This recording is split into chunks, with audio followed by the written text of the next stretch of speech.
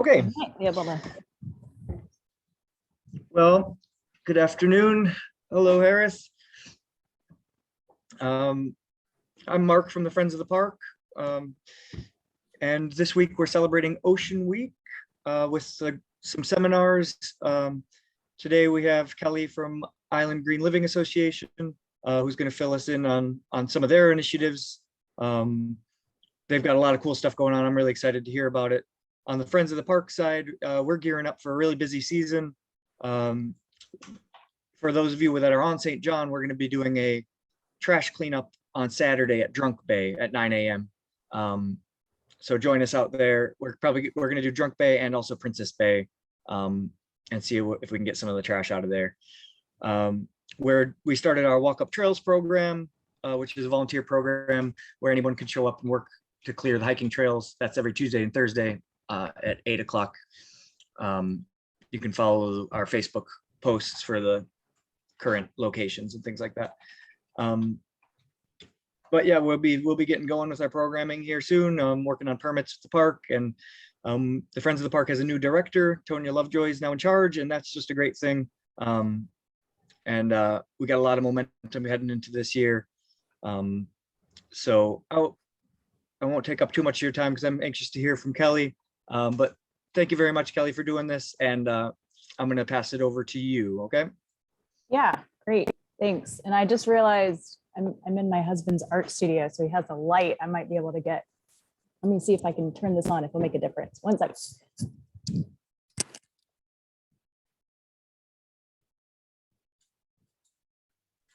Hi, Claire. Good day. Hi. Maybe a little bit better. All right. Hi, everyone. Thanks so much for joining me this afternoon. Hey, Claire. As Mark said, thanks for that introduction. I'm Kelly McKinney, and I'm the Executive Director for Island Green Living Association. I'm sure many of you are aware of who we are, but for those that aren't, we're a 501c3 organization based here in St. John that was founded in 2004 by a group of architects on the island who were looking to address sustainable development when there was, a big villa boom here in the early 2000s. In 2014, on our 10-year anniversary, we changed our name to the Island Green Living Association and started working on projects that encompassed all aspects of sustainable living. So today I'm just going to go over a couple of our programs that tie into Ocean Week, whether it directly or indirectly affects the ocean, but they all certainly play some kind of role there. Let me pull up my presentation here. Let's see.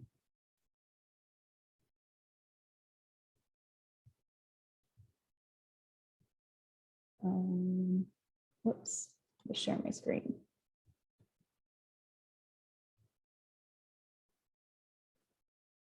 There we go. Everybody see that?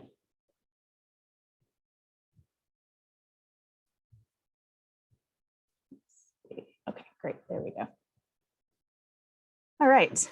As you can see, we're calling this presentation Rethink, Reduce, Reuse, Recycle. Often we're used to hearing about the 3 R's, reduce, reuse, recycle, but we like to throw in rethink there. It invites people to take pause before they maybe go out and purchase something and think, often, and I'm definitely been guilty of this, of consumerism just based on, I don't know, filling a need of whatever, boredom, emptiness, loneliness, or, simply just, oh yeah, I definitely need a second denim jacket. I have a light blue one, I need a dark blue one, but do I really need that? So it just is taking a second to think about, do I really need this purchase?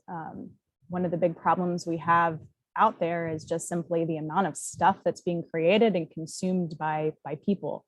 So rethink really leads to reduce, which is what we definitely need more of, just reduce of all material type uses of things.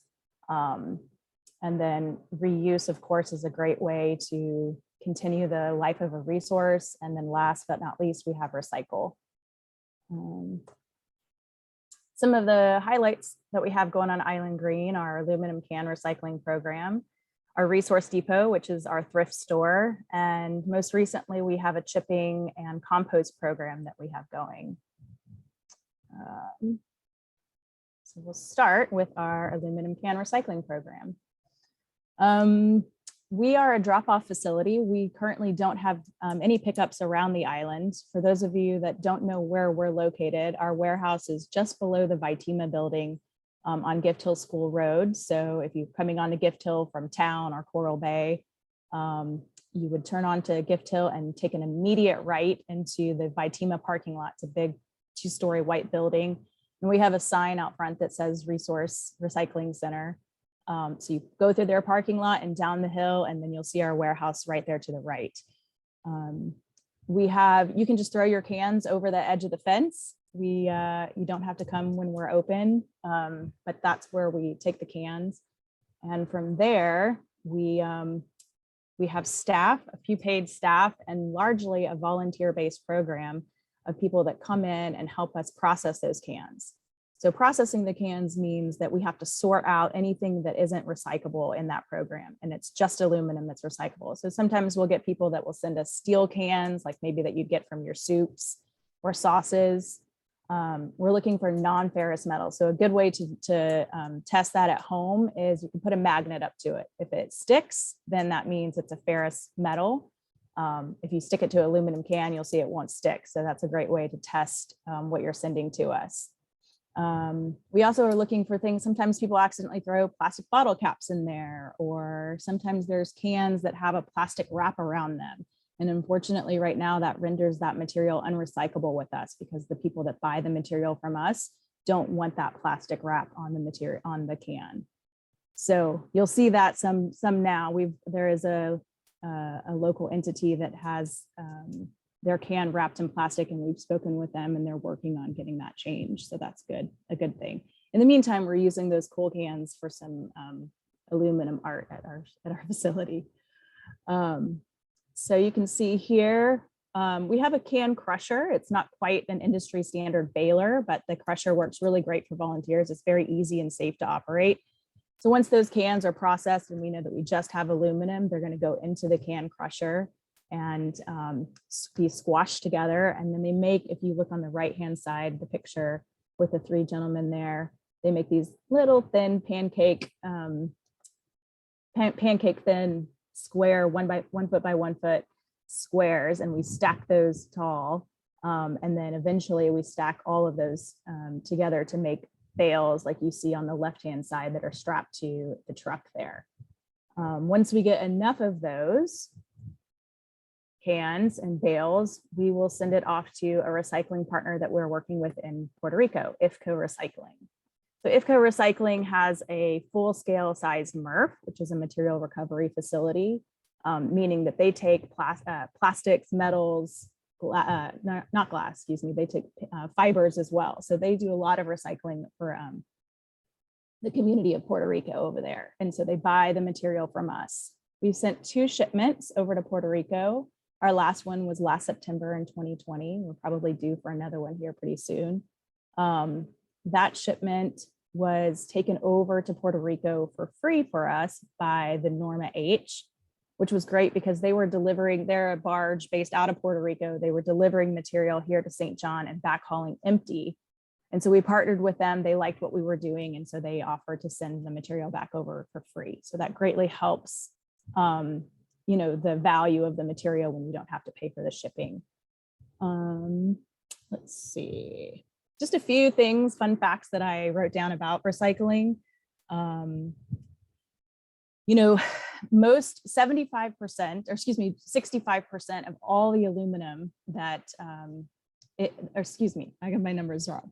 75% of all of the aluminum that's ever been made in the United States is still in existence today. It's a material that can be recycled indefinitely, meaning unlike plastics, the quality of the material does not degrade as you recycle it. So for example, aluminum cans are often once they get sent to a recycler, turned around and made into another aluminum can within 60 days and back on the shelf. So it's a pretty quick process. It's one of the best recycling stories that's out there, aluminum cans. It's the most recyclable product that there is right now on the market. Right now, last year we sold the material for 45 cents a pound. The value seems to be up a little bit today. I looked at the recent market values of aluminum. It's like just over $1.50, or excuse me, $1.41. So close to $1.50. Yeah, does anybody have questions right now, or should I just keep going and I ask questions at the end? Okay, cool. Other sources of aluminum include car parts, electronics, window frames, wires, tubes, building materials. So all of that is a source of recyclable material besides aluminum cans. And like I said, and you can see here, we've largely run this program off volunteers. So it's great. If you're ever on island and you want to pitch in for a couple hours, we'd love to have you help out. Right. Let's see. Next, we'll go to our resource depot. Resource Depot is a thrift store that was started in 2012. Initially, it started out as a way to salvage building materials. So a lot of times, construction projects here will either get the wrong material sent to them and it's cost prohibitive to send it back, or they just have a surplus of material. So we were getting donations given to us and then reselling that material back to the public. Today, the store is expanded to include everything from household goods to most recently clothing. During COVID, the Catholic Church, who was taking clothing, stopped taking clothing, and we kept getting people bringing it to us. So we thought, well, we'll give it a try. And it turns out it's a hit. So it's like our #1 selling product at this point. But we do have building materials and household goods, furniture, and the material is changing all of the time. So I definitely suggest coming by. It's really fun to, treasure hunt through there and see what you can find. I've found some pretty cool vintage glass bottles and glass cups and pretty great stuff. So the store is open Wednesday through Saturdays, 9 a.m. to 2 p.m. And we're hoping to expand hours this season. But please come on by and say hi. Let's see the next picture. You can see Kat up here in the right-hand corner. She's the Resource Depot manager, and she's done a fantastic job organizing the store and just really taking charge of it and growing the program. Can you say those hours one more time, Kelly? Sorry. Yeah, sure. It's Wednesday through Saturday, 9 to 2. Okay. And hopefully expanded hours this season. But for now, that's what we've got. And you can always keep checking back on our Facebook for updates too, or our website. To date, the Resource Depot has kept more than 500,000 pounds out of entering the landfills here in the territory. So we're pretty proud about that. And I forgot to say on the cans, we've recycled, we've actually counted them. So it's over 800,000 individual cans that have been recycled at this point. Right. Let's see. Okay. Most recently, we have added our brush chipping program to our services for St. John. In 2019, we were awarded a grant by the Community Foundation of the Virgin Islands. And it was specifically to address vegetative debris on the island. So before the program was in place at the Susannaburg transfer station here on St. John, which is our neighbor right next to where we're located, the vegetative material was just being pushed off the back of the property at the end of the day to clear space for more material. So we've been able to work with Waste Management Authority and create a space on their land that they let us operate out of.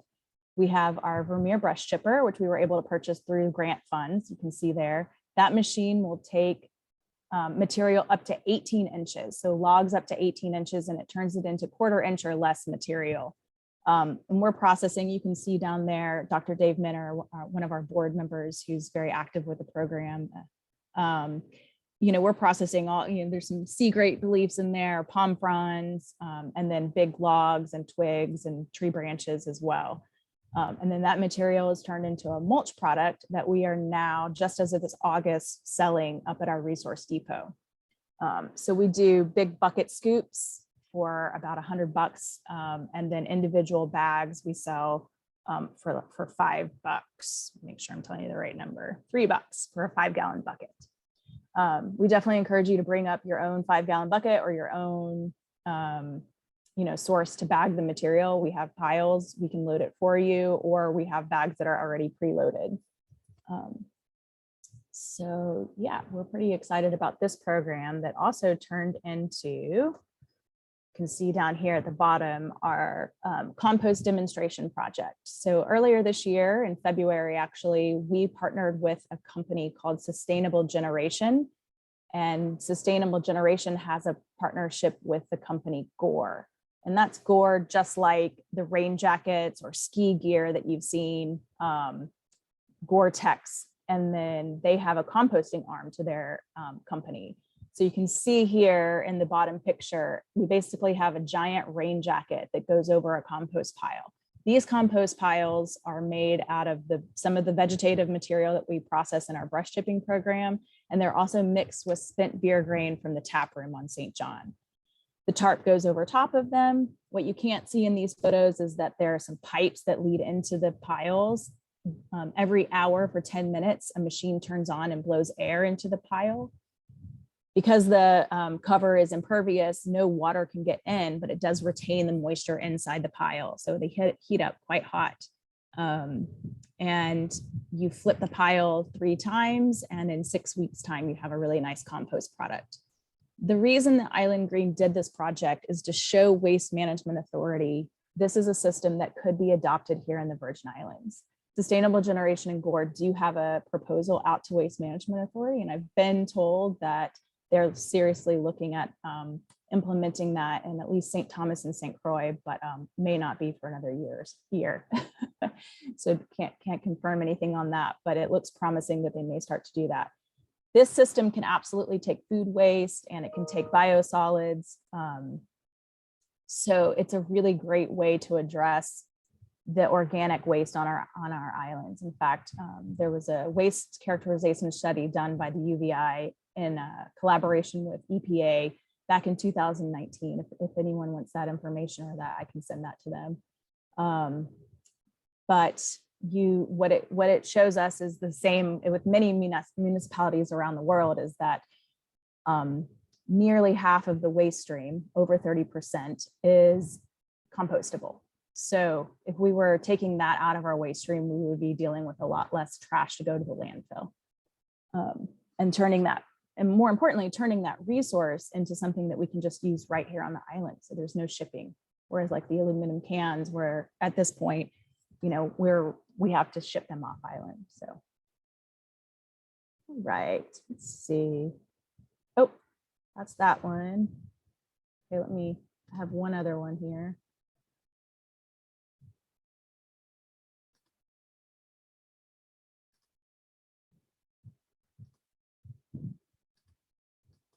Here we go.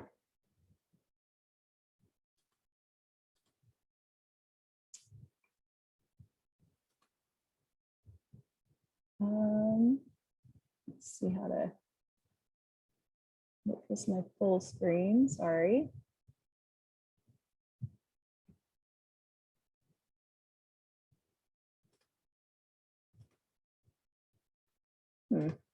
Okay, well, you guys can see that, right? Okay. Another project that we have done in the past that we're still working on getting education out there and awareness about is our involvement in the Sunscreen Ban of the Virgin Islands.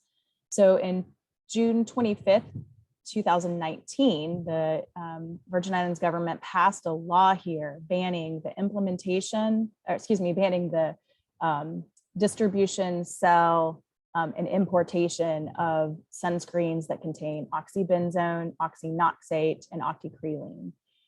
There's a list of about 13 plus ingredients that some scientists are saying are not safe for corals or for human health as far as sunscreens are concerned. And there's a lot of work going on currently with the FDA to reassess their recommendations on sunscreen.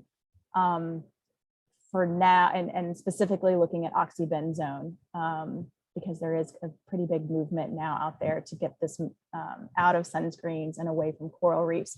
Not only does it have adverse human health effects, but for the reefs, you can see what happens is it inundates the organism, and it can, disrupt its DNA. It can cause young coral reefs to not be able to grow. It can induce bleaching. There's a lot of adverse effects to the corals.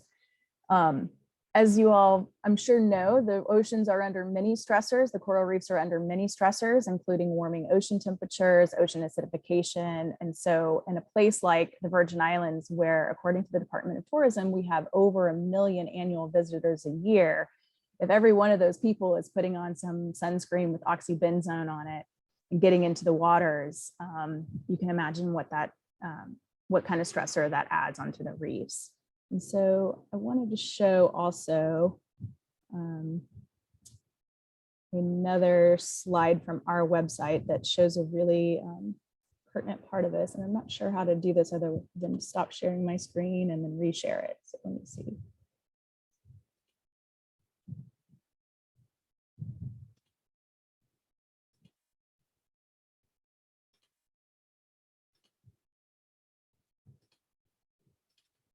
Okay.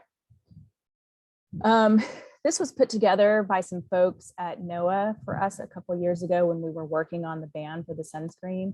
So you can see here it says an EPA guideline risk quotient is 0.5% equals a high risk.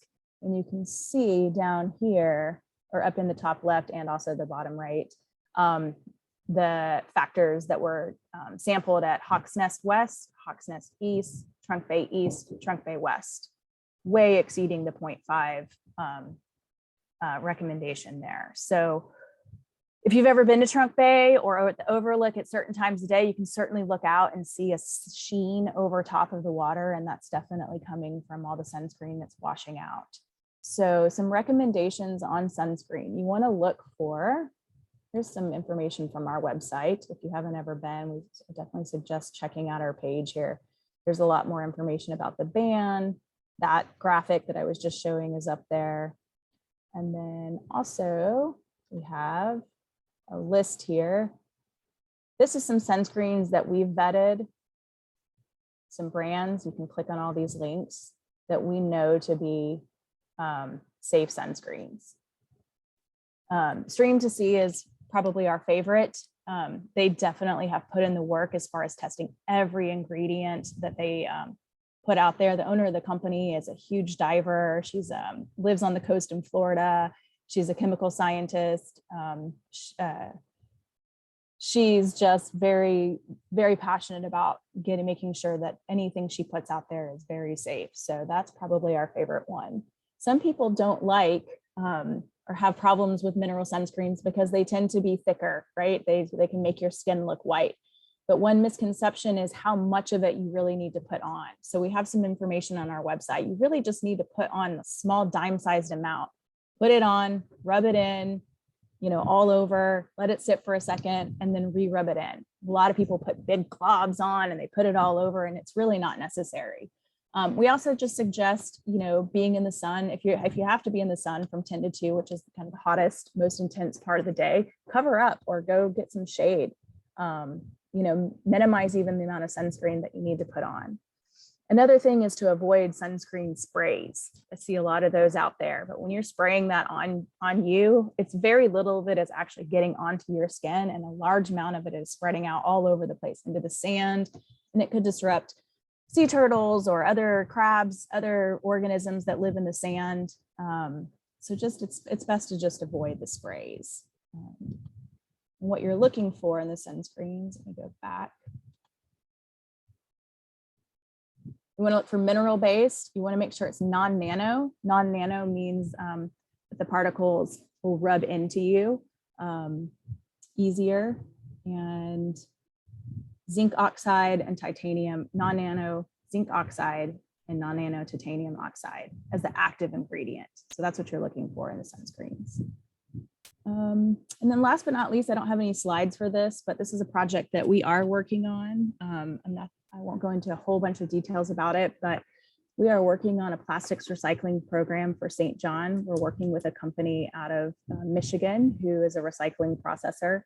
They approached us because they are looking to source ocean-bound plastics to recover for sell to the automotive and computer industry. So those industries now are making big push to get ocean-bound plastics into recycled and put into the plastics that they're using to make their products. So we were fortunate enough to have them reach out to us and partner with us. And very soon we'll be making some full announcements about that program that will be coming online towards early in 2022. But we'll be able to accept a number of different plastics. The most popular ones you see here, like water bottles, soda, juice bottles, gallon jugs, laundry detergent, soap bottles, things like that, your shampoos, most of the very typical things that people have to buy things in plastic from. Yeah, so that's what I have on the presentation as far as some of the projects that Island Green has going and is working on. Make sure I didn't miss anything in my notes here. Yeah, does anybody have any questions or comments or? I have a quick question. It Sure. just says on this little banner on the shared screen Yep. Oh, I couldn't hear you. Can't hear you. to avoid the chemicals is also why would you want to avoid the 50 plus? I don't know if you've mentioned that already. I'm sorry if you did. Oh, no problem. Actually, I have to look that source up, but over 30, they've really shown that there's really no difference in the SPF protection from 30. Right. Some people are like 90 and they're more expensive, or it's a way to get you to buy. But it's just been shown scientifically that there's really not much more SPF protection once you go past 30. Cool. Yeah. Anybody else have questions? Well, thank you guys for joining. Oh, I think Beverly's waving. Beverly and Eric. Yeah, a question on the cans with a plastic wrap. Mhm.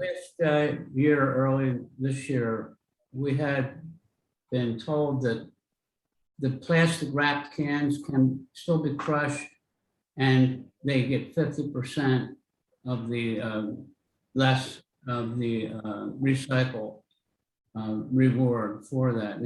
That's basically not true then? Yeah, we because we were recycling so many of those before we even really made the connection that there was this wrap around it. We spoke to our purchaser over in Puerto Rico, and that's was what he told us was, yes, we'll take it, but we're going to ding you 50% contamination. So we're making an effort to just say now, please don't bring us those. For a while, some of the staff was using those to make some art up there, some aluminum art. But in general, yeah, we just prefer not to get those because ultimately we're not going to get much of a value on them. Okay. But hopefully they're going to stop using that plastic wrap soon.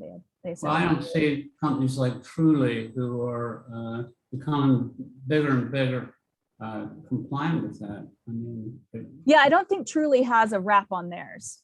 Yeah. I don't think it's a part of the issue is that in order to get your label printed on the can, you have to purchase like 100,000 of them or something. It's a huge number that you have to purchase. So that's why a lot of times smaller companies will go with the plastic wrap because they don't have to purchase as many up front. right. Okay. All right, thanks. Yeah, Okay. sure. And you said that when you move it over to Puerto Rico, the barge moves it for free sometimes, but not always. We've had two shipments with them so far, and both shipments were given to us as a donation by the owners of the Norma H. Moving forward, when we begin working with this company in Michigan, they are going to start buying our aluminum with our plastics, so that will go back with them. And fortunately, as part of our agreement, that material will be paid for by that company to be shipped back to them. Okay. Okay, great. Yeah, in ocean-bound plastics, I don't think I said the definition of that, are plastics that are generated as waste within 30 miles of a coastline. So Interesting. Yeah. So, so yeah, it definitely plays into Ocean Week. We all know that whether you live in somewhere where you have rivers or here very close to the coastline, if it ends up on the ground, it's probably going to end up eventually in the ocean. So it's really important to participate in recycling programs if you have them in your community, or just simply try to reduce your consumption to begin with. Right. You were talking about the composting initiative that you have going on. Yes. Have you gotten the first like round of successfully, composted material? We have, yes. Yeah. Part of the problem with that program right now is that all of my staff left for off season.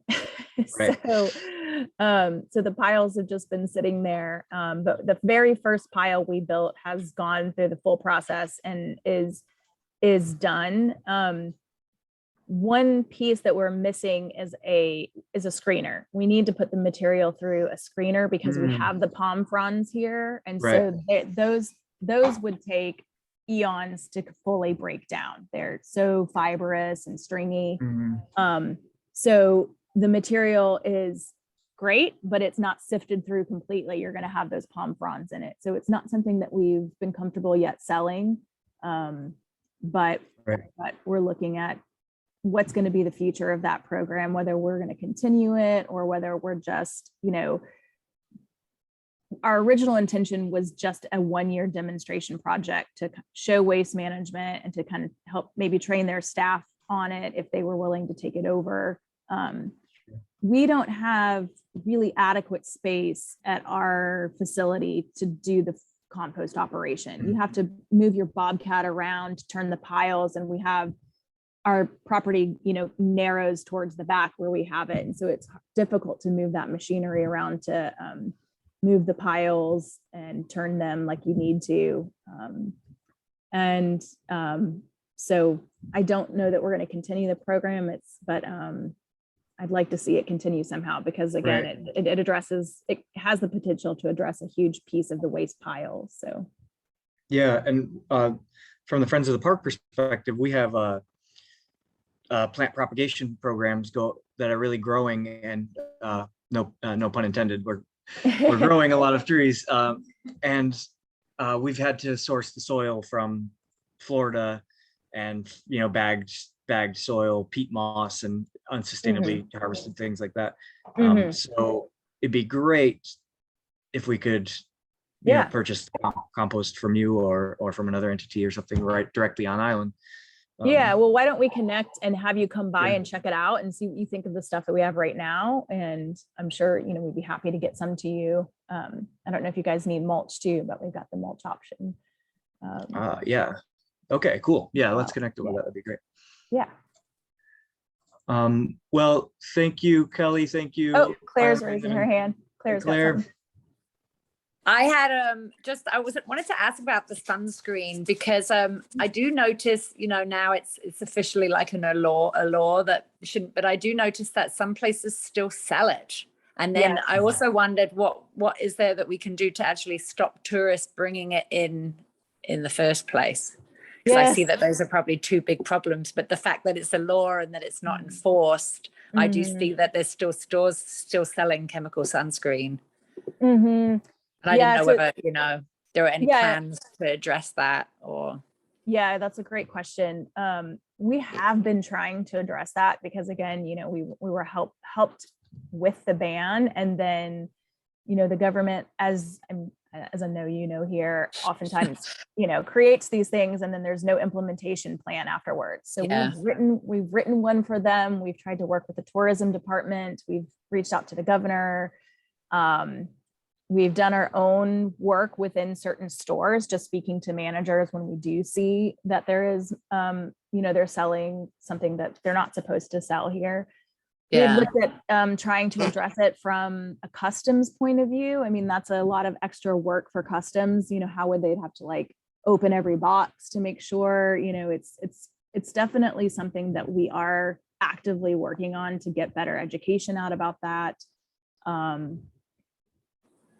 we'd like to get a sign. One of the very low hanging fruit things is that we'd like to get a sign at the airport, you know, or maybe a sample, like, you know, they give these rum samples, maybe a sample of, you know, an acceptable sunscreen, or, you know, ideally something that the president of our organization has been really working on is trying to get, when anybody makes a trip here to the Virgin Islands, books a trip, like, you know, an airline or through one of the hotels or, you know, VRBO or Airbnb sites, they get a letter that talks about some of these things like the sunscreen ban and various other cultural courtesy things here. But it's, I hate to say it's fallen on deaf ears, but it's definitely been not, you know, heard, but I think not a lot of action. I think as well, another issue with it is that, of course, the non-chemical sunscreens are very expensive. So, of course, if you're coming down with your family of kids and you want to protect your skin, of course, you go into Walgreens and the cheapest ones are the chemical ones. Yes, yes. And like going to, Chelsea Jug Store to get sunscreen, I mean, it's like extortionate. Yeah, and Chelsea Drugstore seems to be one of that's done a really great job with their display. They're amazing. And actually have, I didn't go to that slide, but I had a they are great, their range. I noticed they're all trying to use all natural sunscreen, but I noticed it's just very, very expensive. You're right. And so that's, I think might be another issue. I had a picture of them here. We tried on our website with our list to give a variety of price range. If you are in the States and you have access to a Whole Foods, they have a great one. It's the sport one, and it's like $9 for a pretty substantial size bottle of it. Bring that down. Sunbum is another one that you have to make sure you're getting their mineral line. That's the problem. They have other lines that don't that have some of the banned ingredients in it, but their mineral line is good, and it's, you know, relatively affordable. Badger does a pretty good one. But yeah, but you are right. I mean, they typically can be more expensive, so it is a challenge there. And another thing, there's another additional question that I feel like I'm really challenged with is the 1 gallon water jugs. Because I try and go to Cruise Bay to fill them, but sometimes just there's a time factor and I just can't get there. And I hate that I'm buying 1 gallon jugs, but unfortunately the house I'm renting, like, I don't think even the water that we're bathing in is actually particularly clean, let alone, you know, it would be a whole nother project to get that water system sorted out that we could, you know, use the water for drinking. And I just wondered, do you have any suggestions for the gallon jugs or anything that you can do with them, or it's just unfortunately one of those things? Well, you know, fortunately, when we get the plastics program up and going, that will be something that can be recycled. I mean, oh, that's great. Yeah, I can send you separately. Brian and I, it's my husband, bought a filtration system for our house. We rent as well. And it was recommended to me by our former vice president, who has lived here for 40 years and done all kinds of research on it. It's NSF certified. It was around $500. We installed it on our sink, and we've been drinking that water from our cistern filtered for 2 years now. So, because I was doing the same thing, and I, you know, again, drinking from the plastic kind of bothered me, especially like I'd go fill those. Sometimes they'd sit in my car in the sun and the heat, and, you know, all the leaching from the plastics. I just was like, it's worth the $500 to me for the time it would take me to go fill them. And so I know that's a tough one when you don't have access to, you know, filtered city water. So you think there's a chance there'll be like a plastics recycling going on here where we would be able to bring like the gallon jugs and things like that though? Yeah, that's what I was saying. We're working with a company right now to develop this program. I mean, we're literally in the works, like fantastic. Working out the logistics and all of that. And I'm hopeful that it'll be online early in January. So Fantastic. yeah. And so it's plastics 1, 2s, and 5s that we'll be taking. So Right. I'll, when we make the official announcement, I'll definitely send out, there'll be lots of information and education, because it's going to be kind of like the cans with the plastic wrap. There's going to be a lot of education as far as what you can, what you can't bring, and how to bring the material and all of that kind of stuff. So Terrific. Thank you so much, Kelly. yeah, great to see you. Okay, well, tune in tomorrow if you guys are available at noon. Again, is presentation from DPNR, the fish and wildlife biologist Daniela Olive, and they're going to be talking about some seagrass meadow conservation work that they're doing. And Friday, Lee Richter, who's a researcher for the national park, is be talking about how to identify some fish species. He's calling them cryptic fish species in the Virgin Islands waters. So that should be interesting. And then if you're free Saturday, please join us for trash pickup at Drunk Bay and Princess Bay at 9 in the morning on Saturday. Great. So- Thank you guys so much. Thanks for joining. All right, thank you very much. Have a good day, everybody. You too. Bye. Bye.